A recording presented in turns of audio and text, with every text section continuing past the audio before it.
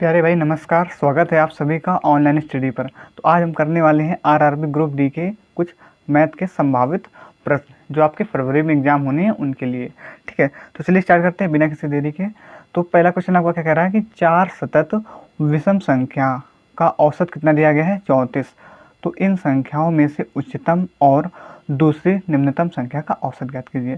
तो देखो, आपको पता है औसत क्या होता है, औसत बीच वाली संख्या भी होती है। तो हमने क्या लिखा, औसत कितना दिया गया? 34 दिया गया, तो हमने औसत को बीच में लिखा। ठीक है, तो औसत के ही अगल बगल में ही हमारी जो है सारी संख्याएं होंगी। तो और कैसी संख्या है ये? विषम संख्या है। तो विषम संख्या के लिए यहाँ पर आपका 34 से इधर हम आएंगे, तो 34 से पहले विषम संख्या कौन सी होगी आपकी? कौन सी होगी?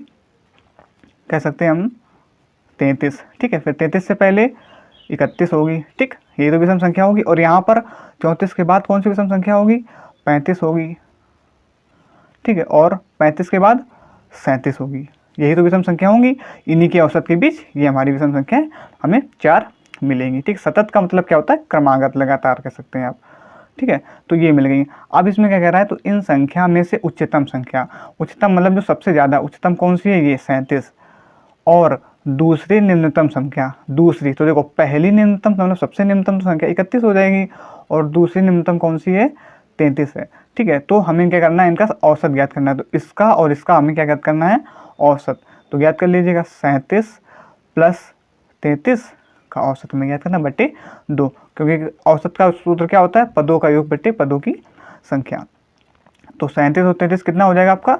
70। ठीक, 37 3 40 30 70 बटे 2, काटोगे आप कितना आ जाएगा? 35। तो जो हमारा ये आ जाएगा औसत, इसका कितना आ जाएगा? 35। यही हमारा क्या हो जाएगा? आंसर हो जाएगा। चलिए देखते हैं दूसरा नंबर क्वेश्चन क्या कह रहा है। इसमें क्या कह रहा है कि जर्मन सिल्वर की मिश्र धातु में तांबे और जस्ते का जो अनुपात है वो क्या है? 21:16 था, जबकि निकिल और जस्ते का अनुपात 7:24 था। तो ये आपका अनुपात और समानुपात का सवाल है। तो चलो इसको हल कर लेते हैं। क्या कह रहा है? पहले तांबे और जस्ते, तो 3 चीज़ दी गई हमें। क्या कह दिए गए? तांबा, जस्ता और निकेल।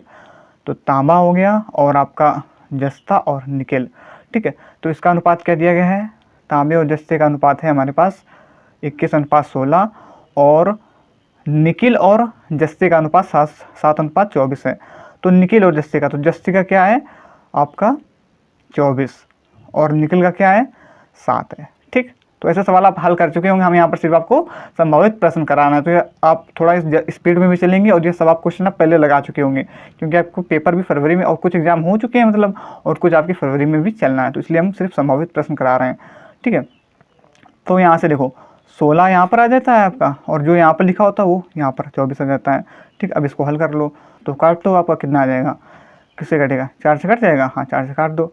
4 4 एकम 4 बजा कितना? 1, 10 हो जाएगा। 4 दूनी 8 बजा 2 24, 4 छंग 14 से काटो, 2 छिंग 12, 2 3 6, और 2 चौको 8 बचा 1, 2 6 16, 2 एकम 2, 2 चौको 8।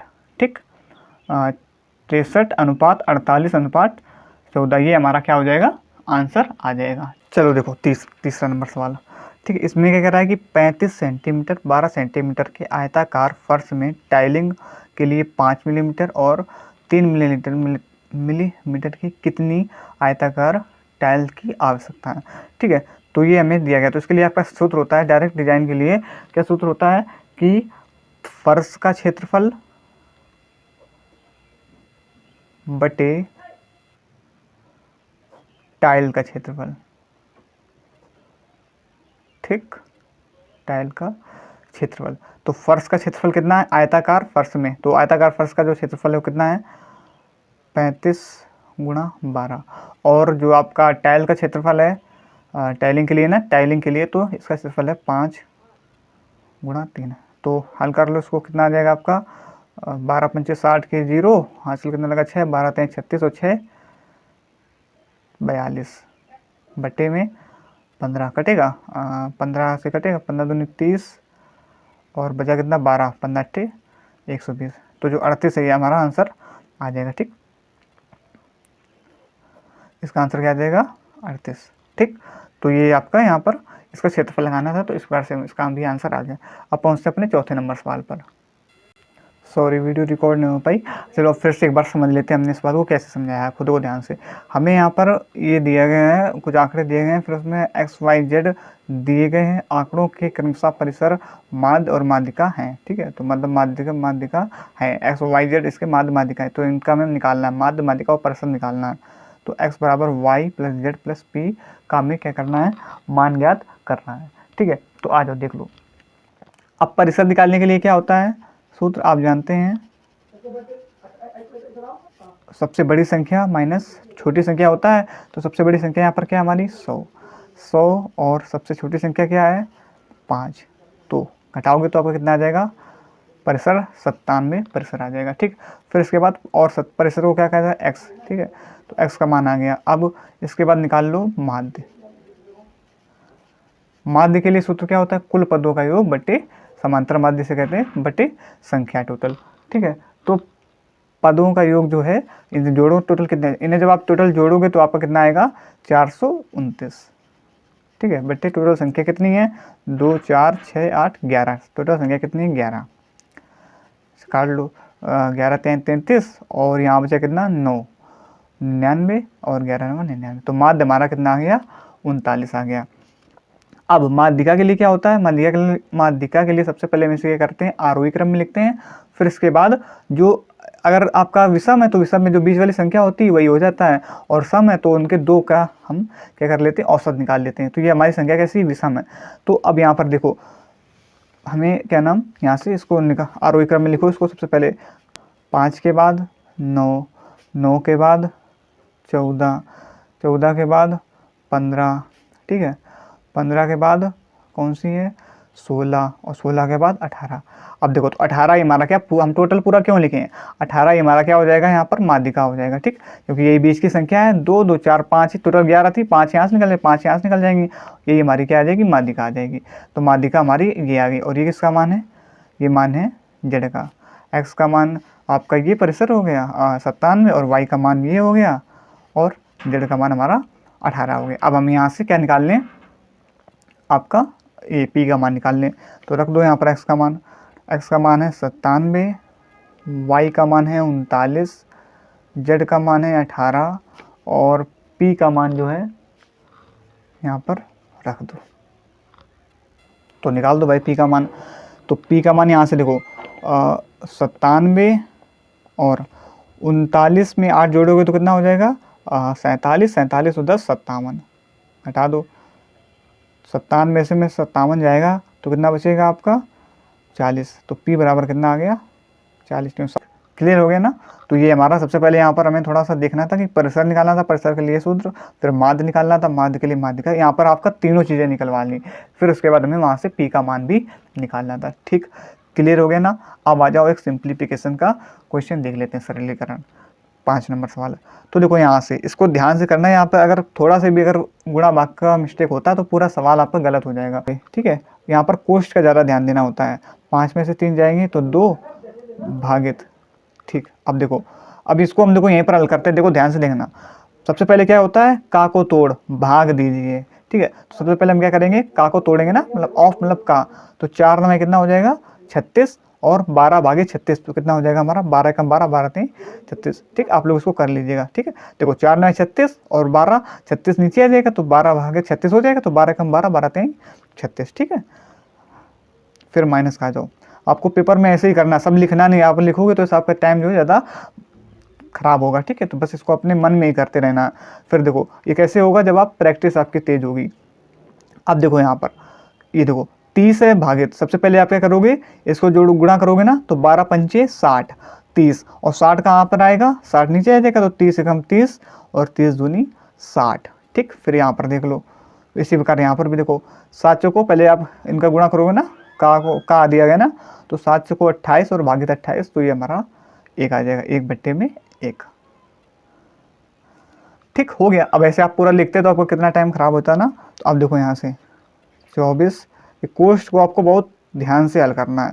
फिर 2 को यहाँ पर लिखा रहने दो और इसका लासा क्या आ जाएगा 6, 3 दूनी 6, 2 एकम 2 माइनस का 2 3 6 3 एकम 3 प्लस और ये आपका 6 और 2 कितना हो जाएगा 8, 8 में से 3 जाएंगे तो 5, तो 5 बट्टे क्या यहाँ पर क्या हो जाएगा 6 हो जाएगा।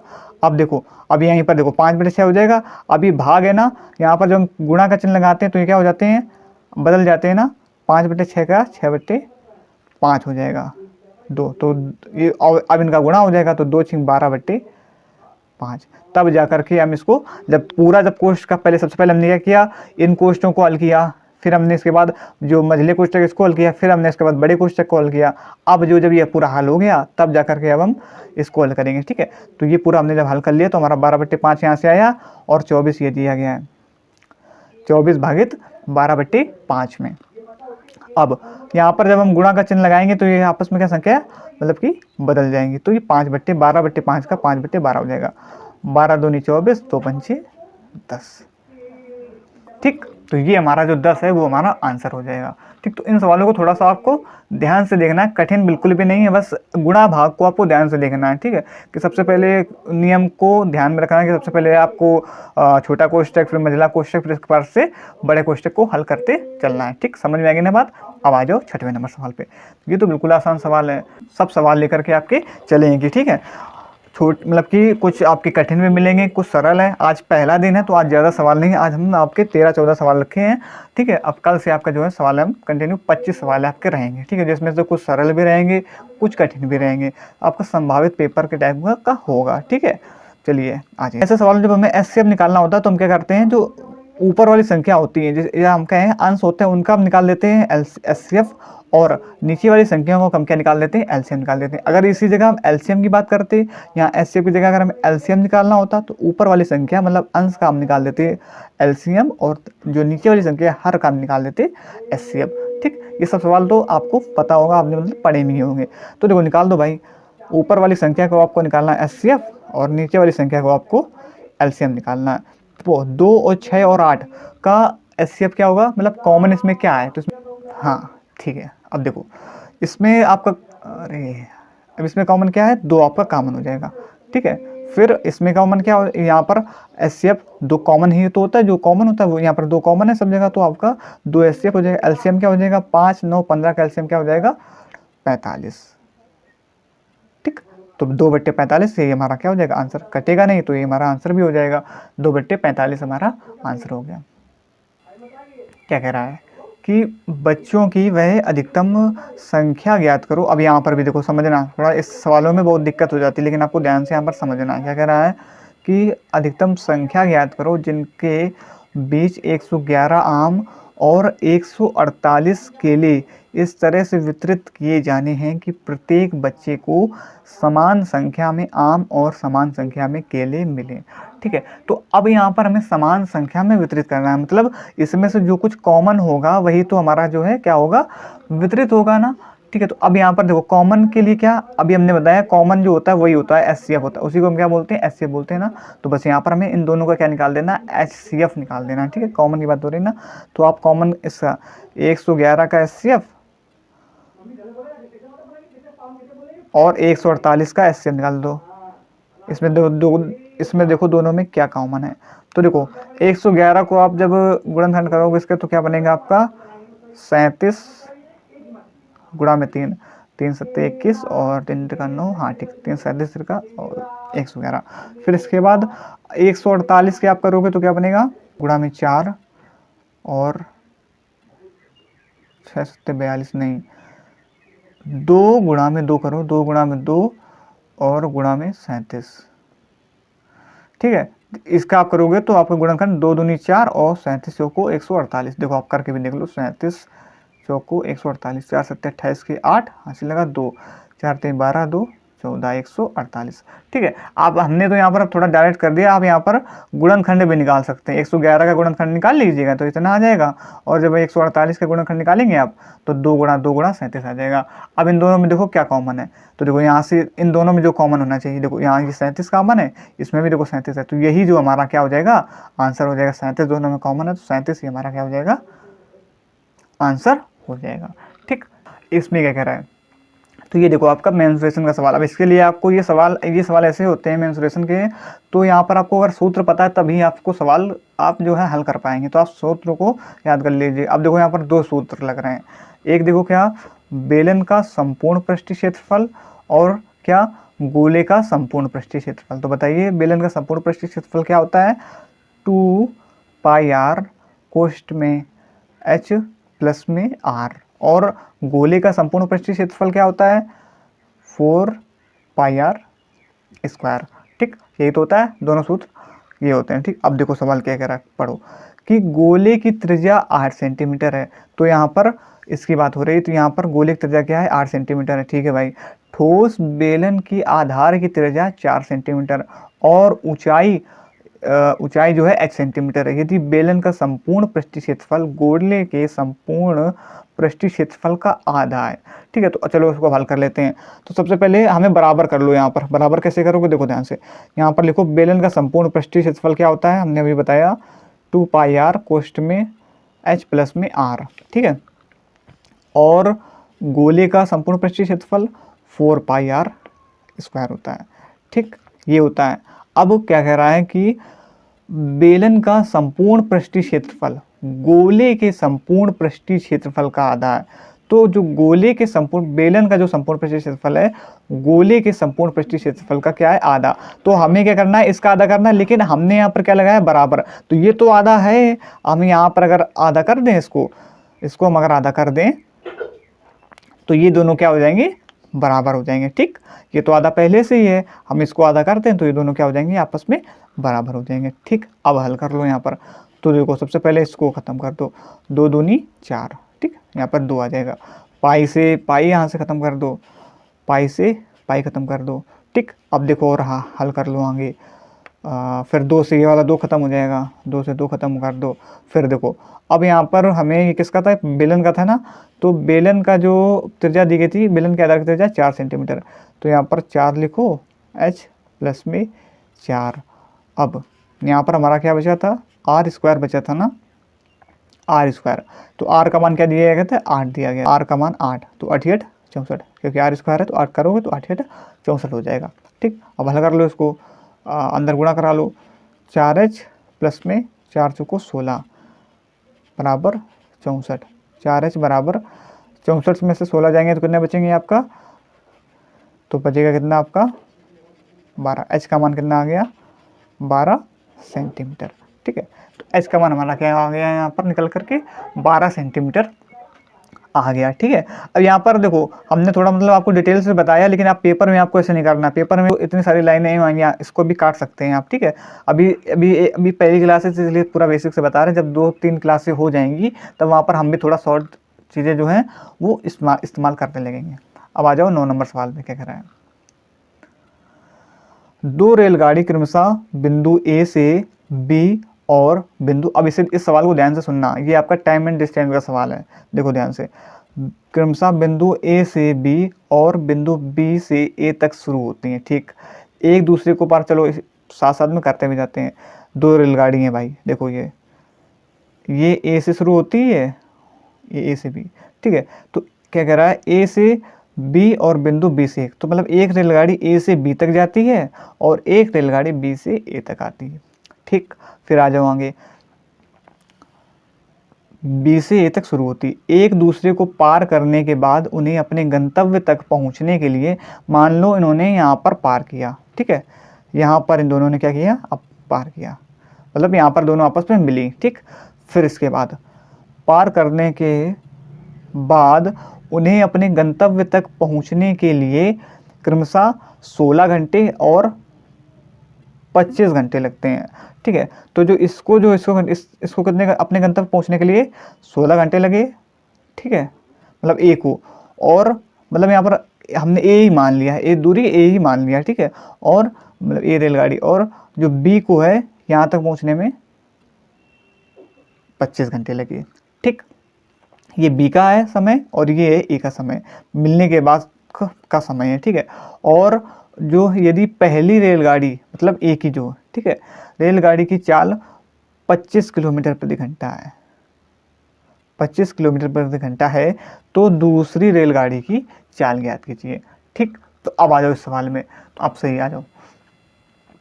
तो अब इस सवाल में आप ऐसे सूत्र लगा सकते हैं। सूत्र क्या होता है, डायरेक्ट कि पहली की रेलगाड़ी की चाल बटे दूसरी रेलगाड़ी की चाल बराबर रूट के अंदर दूसरी रेलगाड़ी का समय बटे पहली रेलगाड़ी का समय। ये डायरेक्ट आप किसी भी झंझट में ना पड़िए, आप डायरेक्ट अगर आपको ऐसे दिया गया हो तो ये वाला आप सूत्र लगा दीजिएगा, ठीक है। एक क्या नाम 5 सेकंड में आपका आंसर आ जाएगा, ठीक है। देखो ध्यान से, ठीक, चलो आ जाओ। अब ठीक है, अब साफ दिख रहा होगा आपको, आशा करते हैं। पता नहीं क्या हो गया आज। अब देखो ध्यान से, ठीक है। तो यहाँ पर S1 पहली रेलगाड़ी की जो चाल है वो हमें पता है कितनी दी गई है, 25 किलोमीटर, और दूसरी रेलगाड़ी की जो चाल है वो हमें ज्ञात करना है। तो पहली रेलगाड़ी की चाल यहाँ पर लिख दो 25, और इसी के तो हमें ज्ञात करना है, बराबर समय कितना है, समय दूसरी रेलगाड़ी का समय है आपका 25 घंटे, और पहली रेलगाड़ी का समय जो है वो कितना दिया गया है, 16 घंटे। ठीक, बस हल कर लो इसको, 5 सेकंड में आपका आंसर इससे निकल के आ जाएगा सूत्र से, ठीक है। अब देखो ये 25 किसका वर्गमूल होता है, 5 का, और ये 16 4 का होता है। बस 25 बट्टे S2 काट लो, 5 एकम 5, 5 25, S2 बराबर आपका 20। तो दूसरी जो रेलगाड़ी की चाल है वो कितनी आ जाएगी, 20 किलोमीटर पर आवर। बस ये आपका आंसर निकल के आ गया, ठीक। बस आप इस सूत्र का उपयोग कर लीजिएगा। जहाँ पर आपका दिया गया हो कि मतलब कुछ पहले, सबसे पहले क्या कि कहीं मिली हो, मिलने के बाद दोनों का समय दिया गया हो, और फिर एक ही चाल दी गई हो, दूसरी चाल निकालने के लिए आप ये वाला सूत्र यूज कर सकते हैं, ठीक। अब आ जाते हैं इसी प्रकार से 10वें नंबर सवाल पे। अब देखो ये आपका किसका सवाल है, चक्रवृद्धि ब्याज का सवाल है। देखो ध्यान से, 24,000 रुपये की धनराशि 2 वर्ष के लिए 30% प्रति वर्ष की दर से मिश्र धन क्या होगा। मैं मिश्र धन क्या होता है, ब्याज मूलधन प्लस में ब्याज, ठीक है। मूलधन प्लस ब्याज मतलब मूलधन और ब्याज दोनों जुड़ा हुआ वही हमारा क्या होता है, मिश्र धन, ठीक है। जब ब्याज प्रत्येक 8 महीने में चक्रवृद्धि होता है तो हमें यहाँ पर 8 महीने का चक्रवृद्धि, तो देखो 2 वर्ष या हम कह सकते हैं 24 महीने, 24 महीने, ठीक है। तो 24 महीने में अगर हम 8 के हिसाब से जोड़ें तो हमारे 3 बन जाएंगे, 3 बार जो है हमें ब्याज देना पड़ेगा। तो इस प्रकार से हमारे हम कह सकते हैं 3 वर्ष बन जाएंगे, ठीक है। 3 वर्ष, 3 बार हमें ब्याज देना पड़ेगा 8 के हिसाब से, क्योंकि 8 महीने का चक्रवृद्धि ब्याज पूछा है ना। तो 8 महीने के हिसाब से 8 तिरका 24, तो 3 महीने के जो है 3 बार हमें जो है यहाँ पर क्या देना पड़ेगा, ब्याज। अब देखो ध्यान से कि हमें पता है कि 1 वर्ष का, ठीक है, 1 वर्ष कहें या 12 महीने, ठीक है। पहला वीडियो तो इसलिए एक एक चीज़ आपको समझा के बता रहे हैं। 1 वर्ष या 12 महीने का जो हमें दी गई है आपका ब्याज कितना है, 30%, ठीक, कितना है 30%। अब हमें कितने का निकालना है, 8 महीने का। तो 30/12, इतना तो आप जानते होंगे, 30/12 करोगे फिर 8 महीने का निकाल लो, ये हो गया 1 महीने का। अब हमें 8 महीने का निकालना है तो 8 से गुणा कर दोगे, काट लो, 4 दूनी 8, 4 3 12, 3 धामन 30, 10 दूनी 20%। तो कितनी आ गई दर, 20% दर आ गई। अब बस अब 20% के लिए निकाल लो, 5 1/5, ठीक है। तो 5 से 6 राशि हो गई, रेशियो मेथड से कर लो, 5 से 6 राशि हो गई 3 वर्ष, और 5 से 6 राशि हो गई, ठीक है। ये थोड़ा सा आसान भी रहेगा, ठीक है। अगर आप उस मेथड से जाते हैं कि ये मेथड, ठीक है, इसी मेथड से कर लीजिएगा। 25 25 पंचे 125, और 6 का ये कितना होता है, 216, ठीक है। आपको घन वर्गमूल तो याद, घन और वर्ग याद होने चाहिए, ठीक है। फिर देखो ध्यान से, ये किसके बराबर है, 125, ये हमारा मूलधन होता है, ये मिश्र धन होता है, और इसका जो अंतर होगा वो हमारा, अगर ब्याज निकालने के लिए उसका जो अंतर होगा वो ब्याज हो जाता है।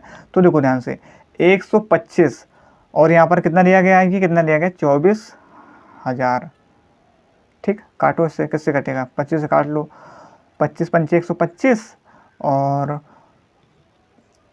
25 में है 225, और बचा कितना यहाँ पर 15, 25 सिक्का 150, और ये फिर काटो 5 से, 5 एकम 5, और 4 बचा, 46, 5 में 45, बचा 1, 5 दूनी 10, 192 आ गया, 192 आ गया। तो बस एक की वैल्यू 192, तो यहाँ पर 192 का गुणा कर दो, बस। तो 414/72 जो है ये हमारा क्या हो जाएगा, आंसर आ जाएगा, ठीक है। तो टोटल मिश्र धन हमारा कितना आ जाएगा, 414/72 हमारा इसका टोटल मिश्र धन आ जाएगा, ठीक।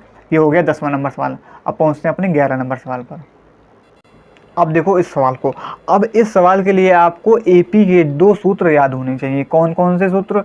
एक सूत्र होता है लास्ट वाला, ठीक है, अंतिम पद वाला, L बराबर A प्लस में n-1 इंटू डी। तो यहाँ से आप n का मान निकालेंगे। फिर Sn जो पदों का योग होता है, तो वो सूत्र क्या होता है? n/2 और कोष्ठ में A प्लस L, ठीक है, बेटर रहेगा। तो चलो इसको हल कर लेते हैं। तो सबसे पहले यहाँ से हम क्या करेंगे, हमें देखो अब थोड़ा सा समझा देते हैं। ये होता है L, ठीक है, लास्ट पद, और ये जो होते हैं क्या होता है? ये A, ये पहला पद होता है, ठीक है। और जो इनके बीच का जो अंतर होता है, डिफरेंस, उसे हम लोग D से रिप्रेजेंट करते हैं। ये A होता है और ये आपका L होता है, ठीक। चलो आ जाओ हल कर लेते हैं। तो सबसे पहले हमें लास्ट पद पता ही है, हम सबसे पहले n का मान निकाल लेते हैं। तो सूत्र ये वाला लगाते हैं, L बराबर A प्लस में n-1 इंटू डी। चलो लगा लो। L का मान कितना दिया गया है हमें? 110, A का मान 61 प्लस n का मान हमें निकालना है -1, और D अंतर कितने का लग रहा है? 61 से 62, 1 का अंतर, 62 से 63, 1 का अंतर। तो अंतर कितने का? 1 का। चलो हल कर लो। 110 और 61 प्लस में गुणा करोगे तो n-1 ही बन जाएगा, ठीक है। 61 में से 1 जाएगा तो कितना बचेगा? 61 में से 1 घटा दो तो बचा 60 बचा, और 110 में से 60 जाएंगे तो कितने बचेंगे? 50। तो n बराबर कितना आ गया? 50 आ गया। n बराबर आपको कितना आ गया? 50। देखो 61 में से 1 जाएगा 60, और 110 में से 60 घटा दोगे तो 50। आपको पेपर में ऐसे डायरेक्ट करना है, एक एक चीज़ लिखना नहीं है, ठीक है। तो ये 50 हमारा n का मान आ गया। अब n का मान जो है रख दो, तो हमारा पदों का योग पूरा मिल जाएगा ये SN में, इस वाले सूत्र में। तो S50 बराबर n का मान 50। देखो 50/2 करोगे तो यार इसको डायरेक्ट यहीं पर कर लो, 25, और A का मान A कितना है? 61 प्लस L का मान 110। तो ये कितना हो गया? 25 और 110 और 61 कितना हो गया? 60, 171 कर लो गुणा। 25 से कम 25 के 5, हासिल कितना लगा? 2, ठीक। फिर इसके बाद 25 से कम 25 5, हासिल लगा 2, 25 7 175, और 1 2 177 के 7, हासिल लगा कितना? 17। 25 से कम 25 और 10 35 और 7 42। 4275 जो है इसका क्या आ जाएगा? आंसर आ जाएगा। कितना आ जाएगा? 4275, ठीक। ये हो गया आंसर। इसके लिए आपको ये दो सूत्र याद रख लीजिएगा। कौन कौन सा? L बराबर A प्लस n, ये आपका अंतिम पद का सूत्र होता है। यहाँ से आप जैसे n का मान आपको पता हो तो यहाँ से आप अंतिम पद का भी निकाल सकते हैं, और अगर पदों का योग वो निकालना हो तो यहाँ से पदों की संख्या निकालनी हो, मतलब योग कैसे, पदों का योग निकालना हो, तो इसके लिए आपका ये सूत्र लगा सकते हैं, ठीक। क्लियर हो गया ना? अब आ जाओ 12 नंबर सवाल। अब 12 नंबर सवाल थोड़ा सा ध्यान से देखना, ठीक है। ऐसे सवाल आपके पेपर में आ सकते हैं क्योंकि थोड़ा पेपर टफ हो सकता है फरवरी में, ठीक है। आ जाओ ध्यान से देखते हैं सवाल को। चलो पहले ध्यान से समझ लेते हैं क्या कह रहा है। 14 वर्ष पूर्व मियाँ की दादी मियाँ से 6 गुना बड़ी थी। साथ साथ में करते भी जाते हैं। क्या कह रहा है भाई कि ये एक भाई मियाँ है और मियाँ की ये दादी हैं, ठीक। 14 वर्ष पूर्व, तो 14 वर्ष पूर्व की बात हो रही ना, 14 वर्ष पूर्व। क्या भाई 14 वर्ष पूर्व कि जो मियाँ की दादी है मियाँ से 6 गुना बड़ी है। मतलब अगर मान लेते हैं मियाँ अगर 1 साल की हैं तो उनकी जो दादी हैं वो 6 गुना बड़ी, मतलब 6 साल की, ठीक है, मतलब मान रहे हैं। फिर अब आ जाओ, अब से 4 वर्ष बाद। अब से का मतलब कि है वर्तमान आयु से। यहाँ पर इनकी कुछ वर्तमान आयु है, वर्तमान आयु से 4 वर्ष बाद। 4 वर्ष बाद क्या होता है कि बाद उनकी आयु मतलब किसकी आयु? दादी की आयु मियाँ की आयु की 3.75 गुनी। तो यहाँ पर अगर मियाँ की आयु 1 है तो उनकी जो दादी की आयु है 3.75 गुनी है, ठीक। अब इसको सवाल को ध्यान से सुन लो भाई, 3.75 गुनी है। तो देखो ध्यान से, अब सबसे पहले क्या करो, इसको यहाँ से दशमलव हटाओ, यहाँ 2 जीरो बढ़ाओ। थोड़ा सा बड़ा सवाल है, ध्यान से समझना। अब काट लो इसको, 25 चौको 100, 25 से कट जाएगा, और ये 25 से कम 25, 25 पंचे 125। अब ऐसे सवालों में क्या होता है, हमें अंतर बराबर करना होता है। तो ध्यान से, अब यहाँ पर देखो अंतर हम देख पा रहे हैं 5 का है, लेकिन यहाँ पर अंतर 11 का है। तो ऐसा कैसे हो सकता है भाई? उम्र बढ़ेगी तो दोनों की बढ़ेगी ना। जैसे एग्जाम्पल में हम कह रहे हैं कि जो आज 5 वर्ष पहले जो है किसी की आयु को है का अंतर जो है 4 वर्ष है, तो अगले कितने भी साल 100 लगा लो 12-15 साल बाद अंतर तो बराबर ही रहेगा। ऐसा तो है नहीं कि एक की उम्र बढ़ेगी दूसरे की नहीं बढ़ेगी, बढ़ेगी दोनों की बराबर बढ़ेगी। तो जो उम्र का अंतर होगा वो तो बराबर ही रहेगा ना। तो यहाँ पर अंतर भाई अलग अलग है। यहाँ पर हम देख पा रहे हैं 5 का अंतर है, लेकिन यहाँ पर अंतर कितने का है, 11 का अंतर है। तो कर लो भाई अंतर बराबर। अब अंतर बराबर करने के लिए यहाँ पर आप कर लो 5 से गुणा, ठीक है, और यहाँ पर कर लो 11 से गुणा, ठीक है। अब आपको गुणा कैसे करना है, गुणा आप ध्यान रखिएगा, जैसे आपका यहाँ पर अंतर आपका 5 का आ रहा तो उसका गुणा गुणा उल्टा होता है। जैसे अंतर यहाँ 5 का आ रहा तो 5 का मतलब जो है गुणा नीचे कर दो। यहाँ अंतर 11 का आ रहा है तो 11 का गुणा ऊपर कर लो, ठीक। तो जो गुणा होता है वो हमेशा उल्टा होता है, ठीक है। तो बस गुणा कर लो भाई। तो जब गुणा करोगे अब तो 11 कम 11 और 11 छिके 66 और ये 20 और 15 पना 75। अब देख लो अब अंतर बराबर आ रहा है। 55 का अंतर यहाँ पर भी आ रहा है और 55 का अंतर यहाँ पर भी आ रहा है। दोनों में अंतर कैसा आ रहा है, बराबर आ रहा है, ठीक। चलो आ जाओ। अब क्या करना है आपको, अब देखो यहाँ से, अब ध्यान से समझना कि अब यहाँ पर देखो ये 14 साल और फिर 4 जुड़ेगी तो 18 साल बाद इनकी जो आयु है इतनी हो रही है। लेकिन यहाँ पर ही देखो हम देख पा रहे हैं कि ये तो 9 साल ही बाद 75 हो जा रहे हैं ना, 66 और 9 75। लेकिन ये कितना कह रहा है, ये कह रहा है 18 साल बाद ये तो इतनी हो रही है, ठीक है। ये कितनी हो जा रही है, 9 साल बाद हो रही है, लेकिन ये कितना कह रहा है कि 18 साल बाद हो रही है।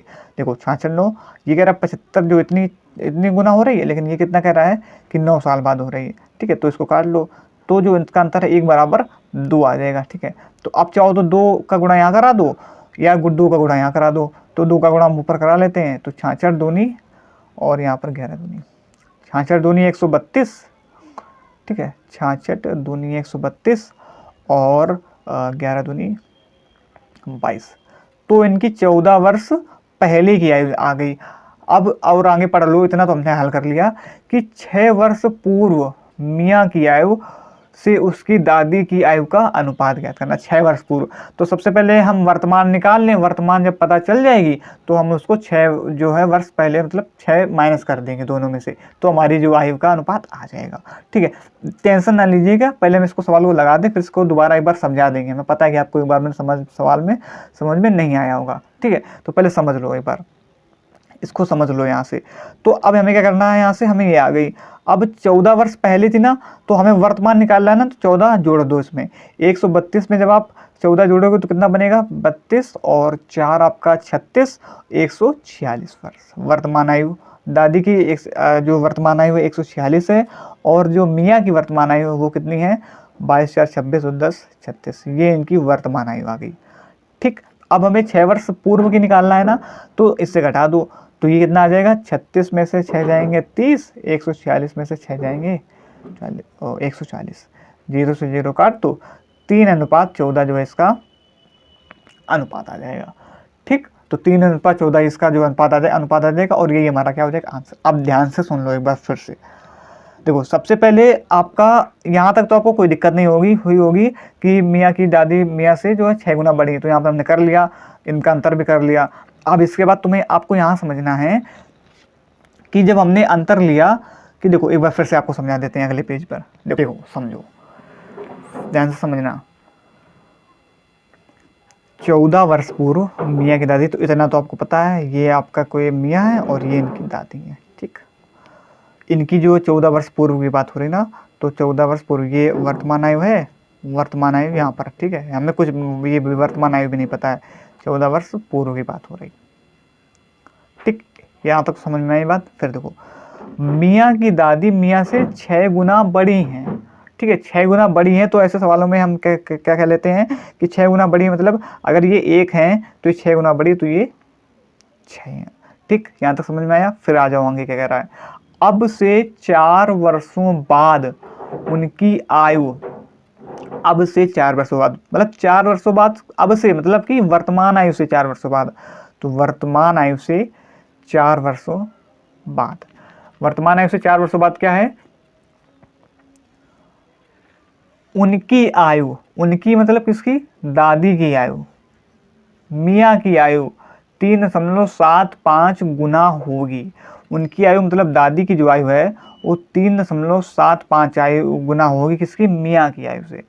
मियाँ की आयु 1, तो इनकी 3.75 गुना होगी। अब फिर हमने इसके बाद क्या किया, यहाँ से दशमलव हटाओगे, यहाँ 2 जीरो बढ़ेंगे, काटोगे, 25 को 100 हो जाएगा, और यहाँ पर आपका 25 से कम 25 हो जाएगा, और बचा कितना यहाँ पर 12, 125, 25 पंचे 125। अब अंतर हमने देखा, यहाँ पर अंतर 5 का, यहाँ पर अंतर 15 का है, अंतर करना पड़ेगा हमें क्या, बराबर। तो अंतर यहाँ पर 11 का अंतर है, यहाँ पर 5 का अंतर है, ठीक है। तो अंतर बराबर कर लो। अंतर बराबर करने के लिए हमने क्या बताया आपको, उल्टा गुणा कर दो। यहाँ पर अंतर 11 का आ रहा ना, तो 11 का गुणा ऊपर कर दो। अब यहाँ पर अंतर 5 का आ रहा है ना, तो 5 का गुणा नीचे कर दो। ठीक, किया गुणा ना। अब जब गुणा किया तो ये आपका 11 आ गया, ये आपका 66 आ गया। ध्यान से समझना, ठीक है। ये आ गया 20, ये आ गया 75। ठीक, यहाँ तक तो समझ में आ गया ना। अब देखो ध्यान से, ठीक। अब ये क्या कह रहा है, हम अगर टोटल कहें कि 14 यहाँ घटी, फिर 4 यहाँ बढ़ी, मतलब कि 14 पहले 14 को पूरा किया होगा, फिर 4 बढ़ी, मतलब टोटल 18 वर्ष बढ़ी ना। समझ में आई ना बात। 14 वर्ष घटी, फिर 4 बढ़ी, तो पहले 14 वर्ष जो घटी है उसको पहले पूर्ण किया होगा, फिर उसके बाद 4 वर्ष बढ़ी होगी, तो टोटल 18 वर्ष बढ़ी होगी ना। समझ में आ गई ना बात। तो 18 वर्ष बढ़ी, लेकिन यहाँ पर हम देख पा रहे हैं कि ये कितनी बढ़ी, 66 से 75 हुई, सिर्फ 9 वर्ष बढ़ी। कितनी वर्ष बढ़ी, 9 वर्ष। लेकिन ये क्या कह रहा है कि 18 वर्ष बढ़ी भाई, ठीक है। तो ये कितना का अंतर आप, मतलब कि 18 वर्ष बढ़ी, तो आप किसको काट लो, तो ये 1 बराबर जो है 2 के बराबर है। अब आप चाहो तो जो 2 का गुणा इसमें करा लो, चाहो तो इसमें करा लो, दोनों से आंसर आ जाएगा। लेकिन हम किससे करा लेंगे, हम ऊपर में 2 का गुणा कराएंगे, तो करा लो भाई। जब आप 66 का गुणा 2 में करोगे तो 132 आ जाएगा आपका, करके देख लेना आप। और 11 का गुणा जब 2 में करोगे तो ये आपका 22 आ जाएगा, ठीक है। तो ये हमारी 14 वर्ष पहले की आयु हमने अब निकाली है। कितनी निकाली है, 14 वर्ष पहले की आयु। तो ऐसे सवालों को आप सबसे पहले आप क्या कीजिए, पहली बार आप देखें तो पहली बार तुम्हें स्किप कर दीजिए, फिर जब आपका बाद में टाइम बचे, तो बाद के लिए हम बता रहे हैं आपको, जब बाद में टाइम बचे तभी ऐसे सवालों को आप हल कर लीजिएगा, नहीं तो आप कंफ्यूज हो जाओगे ऐसे सवालों में, ठीक है। बता दे रहे, सिर्फ समझा दे रहे आपको। तो ये 22 हो जाएगा, ये 132 हो जाएगा, ठीक है। अब ये हमारी 14 वर्ष पहले की आयु। अब हमें 14 वर्ष मतलब वर्तमान की आयु निकालना है ना, तो वर्तमान आयु निकालने के लिए हम क्या करेंगे, यहाँ पर जोड़ दो भाई 14 वर्ष, तो ये 146 हो जाएगा, और ये इनका क्या हो जाएगा, 22, 4, 26 और 36 हो जाएगा। तो 36 और 46 ये क्या आई, हमारी वर्तमान आयु निकल के आई। अब यहाँ तक बात समझ में आई। अब अगर अभी भी ना समझ में आई हो तो एक बार वीडियो आप फिर से बैक करके देख लीजिएगा, ठीक। समझ में आ गई ना बात। अब देखो ध्यान से, इनकी वर्तमान आयु निकाल ली ना आपने, फिर अब देखो पढ़ो लो ध्यान से क्या कह रहा है कि अब क्या पूछ रहा है, 6 वर्ष पूर्व मियाँ की आयु उसकी दादी की आयु का अनुपात बताना। मियाँ की आयु और दादी की आयु का अनुपात बताना। तो भाई बता दो 6 वर्ष पूर्व। 6 वर्ष पूर्व, अब वर्तमान में ये है तो 6 वर्ष पूर्व क्या हो जाएगा, 6 से माइनस कर दो 30, और 6 से माइनस कर दो तो 140, 0 से 0 खत्म हो जाएगा, 3:14 इसका अनुपात हो जाएगा। तो अब आशा करेंगे कि अब ये वाला सवाल आपको अच्छी तरीके से समझ में आ जाएगा, आ गया होगा, ठीक। क्लियर हो गया ना। यहाँ पर हम आपको कठिन सवाल भी, सरल सवाल भी, कुछ सरल लेकिन कठिन ज़्यादा सवाल लेकर के भी चल रहे हैं, क्योंकि सरल सवाल तो सभी बता रहे हैं और सब कर भी लेंगे। कंपटीशन तो कठिन सवाल में ही है ना। अब आ जाओ 13 नंबर सवाल और देख लेते हैं आज। Sec alpha plus ten alpha ये दिया गया है ये। तो अब इस सवाल में क्या करेंगे आप, ट्रिग्नोमेट्रिक सवाल है तो इसे आप युगांतरानुपात से लगा लीजिएगा। युगांतरानुपात में क्या होता है कि ये आपका, चलो पूरा हल करके आपको बता देते हैं। सेक अल्फा प्लस में टेन अल्फा और प्लस में sec alpha minus ten alpha, और ये आपका सेक अल्फा प्लस में ten alpha minus sec alpha, युगांतरानुपात तो जानते ही होंगे आप, प्लस का ये टेन अल्फा हो जाएगा, ठीक है। क्योंकि ये माइनस का जब चिन्ह अंदर आएगा तो ये प्लस का हो जाएगा, ठीक। युगांतरानुपात क्या होता है, जैसे आपका ए कोई बी दिया गया है तो इसमें ये होता है ए प्लस में बी और ए माइनस में बी, यही हमारा क्या है युगांतरानुपात, ठीक। इसका पहले प्लस हो जाता है, फिर उसके बाद ये आकर यहाँ पर घट जाता है, ठीक।